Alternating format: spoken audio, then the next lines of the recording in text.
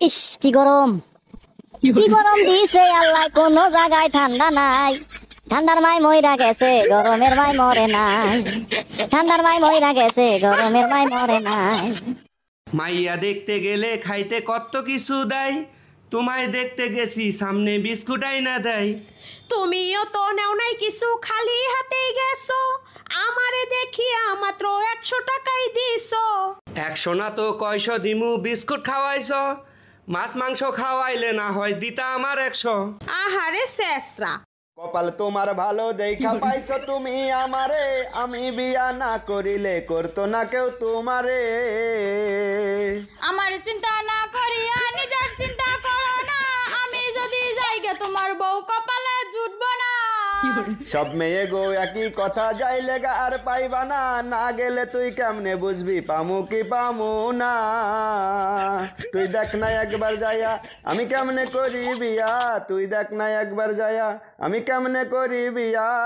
একটা দিনও লাগবে না কিন্তু আমি করবো না বিয়া, তোরে ছাড়মু না কিন্তু আমি করবো না বিয়া।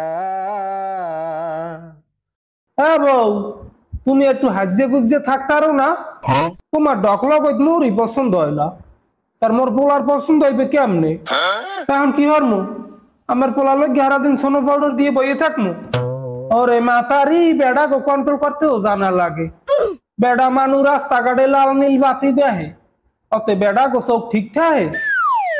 পোলায় হারা দিন পর কাম কাজ করিয়ে বাড়তে আয়, ঘরের বউ যদি ভালো না দেখায়, ওরে একটু লিপস্টিক দেবা, সেন্ট থাকলে একটু চাপ দিয়ে লবা, গায়ে কোনো সুন্দর ঘেরান আইবে। আর তোমার গায়ে কোনো আসতে গন্ধ দেখলে হারে ঘিন। আম্মা বেমালা কথা কইছেন, এতক্ষণ কোনো মুখ বুঝতে বুঝতে শুনছি।